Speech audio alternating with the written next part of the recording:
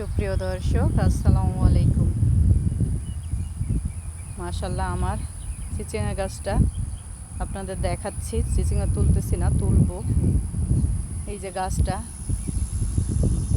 বেশি দিন মনে হয় আর বাঁচবে না, কারণ প্রচুর রোদ উঠে। এই রোদে আর গাছ বাঁচবে কিনা জানি না, তাই দেখাচ্ছি। আল্লাহ কত ফলন দিয়েছে গাছে। এই যে তুলছি, তারপরেও আল্লাহ রহমতে যে কি পরিমাণ হচ্ছে, 2 দিন পর পরই আবার তোলার মতো হয়ে যাচ্ছে। না তুললেই সে সবজিগুলো নষ্ট হয়ে যাচ্ছে আমার। এই দেখেন, একটা ডালে মাশাআল্লাহ কত চিচিঙ্গা হয়েছে। ছোট বড় অনেক চিচিঙ্গা আমার গাছে আছে, আলহামদুলিল্লাহ।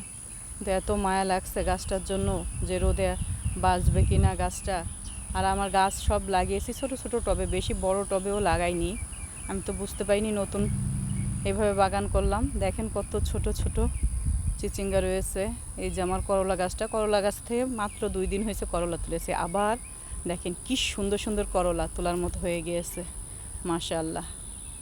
এত ভালো লাগে আমার বাগানের কাছে আসলে।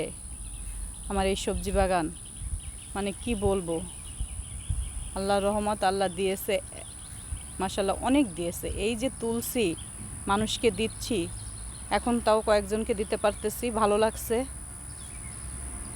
এই যে কত সুন্দর হয়েছে দেখেন করলাগুলো, আর কত বড় বড়, আর কত সুন্দর দেখতে। আর টাটকা টাটকা ফ্রেশ এরকম সবজি কার না ভালো লাগে বলেন।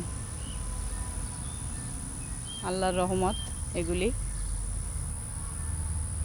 খুব ভালো লাগে আমার এই সবজি বাগানে আসলে। আমার মরিচ গাছ, মরিচও তোলার মতো হয়ে গিয়েছে।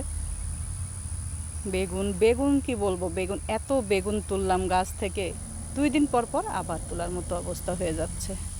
আলহামদুলিল্লাহ, প্রচুর বেগুন হলো গাছে। এই যে নাগামরিচ গাছ, এই মরিচগুলো আমি পাকাইছি যে বীজ রাখবো। কাঁচা কাঁচা আরও আছে অনেক। এই যে আলহামদুলিল্লাহ।